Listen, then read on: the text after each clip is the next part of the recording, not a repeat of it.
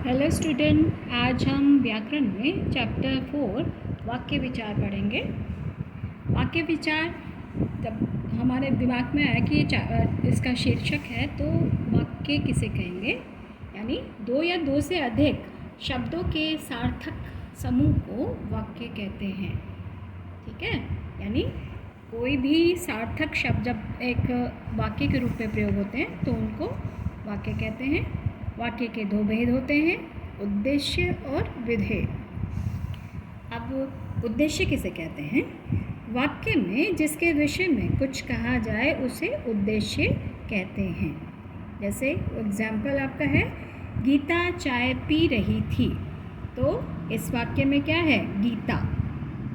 दूसरा वाक्य है, अभिराज गीत गाता है, और यहाँ पर अभिराज। ठीक है, यानी जिसके विषय में कहा जाए उसको उद्देश्य कहते हैं। फिर है उधेय, आपका दूसरा भाग है वाक्य का। विधेय, वाक्य में उद्देश्य के विषय में जो कुछ कहा जाए उसे विधेय कहते हैं। एग्जाम्पल, विनीत दूध पी रहा है, तो जो विनीत है, विनीत के द्वारा क्या किया जा रहा है? दूध पी रहा है, तो दूध पीना क्या हो गया? यहाँ पर विधेय हो गया। लड़के क्रिकेट खेलते हैं, तो लड़कों के द्वारा क्या किया जा रहा है? क्रिकेट खेलते हैं, वो उसका विधेय हो गया। ठीक है,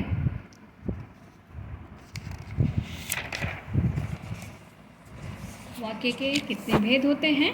वाक्य के दो भेद होते हैं, रचना के आधार पर और अर्थ के आधार पर।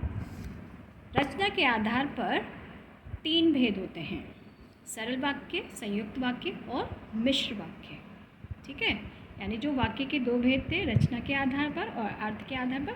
सबसे पहले हमने लिया रचना के आधार पर। इनके कितने भेद हुए? तीन, सरल, संयुक्त, मिश्र। अब सबसे पहले देख लेते हैं सरल वाक्य किसे कहते हैं। जिन वाक्यों में केवल एक ही उद्देश्य और एक ही विधेय होता है, जैसे कि हमने पहले पढ़ा था, वाक्य के भेद में क्या थे? उद्देश्य और विधेय। तो यहाँ पर जो सरल वाक्य है उसमें सिर्फ एक उद्देश्य होता है और एक विधेय होता है। एग्जाम्पल, लड़के नदी में नहा रहे हैं। ठीक है, क्लियर हो गया? लड़के उद्देश्य और नदी में नहा रहे हैं विधेय हो गया। बादल गरज रहे थे, बादल उद्देश्य हो गया, गरज रहे थे विधेय हो गया। ठीक है, तो इसलिए क्लियर हो गया कि एक उद्देश्य होता है, एक विधेय होता है, उसे सरल वाक्य कहते हैं। संयुक्त वाक्य किसे कहते हैं? जिन वाक्यों में दो या दो से अधिक सरल वाक्य समुच्चय बोधकों के द्वारा आपस में जुड़े होते हैं। समुच्चय बोधक कहते हैं कंजक्शन, यानी जो दो वाक्य को जोड़ने का कार्य करते हैं। ठीक है, उन्हें कहते हैं समुच्चय बोधक। अब जब इनके द्वारा वाक्य जोड़े जाते हैं तो उसे कहते हैं संयुक्त वाक्य। उदाहरण, राजीव गा रहा है और शीला नाच रही है, तो हमारा यहाँ पर कंजक्शन क्या हुआ? समुच्चय बोधक क्या हुआ? और। ठीक है, तो और यहाँ पर दो वाक्यों को जोड़ने का कार्य कर रहा है, तो इसलिए संयुक्त हो गए।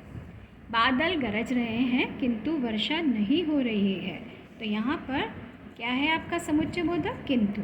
तो ये दो वाक्यों को जोड़ने का कार्य किया जाता है। ठीक है, यानी जहाँ पर जिस वाक्य, सरल वाक्य को समुच्चय बोधकों से जोड़ा जाए उन्हें संयुक्त वाक्य कहते हैं।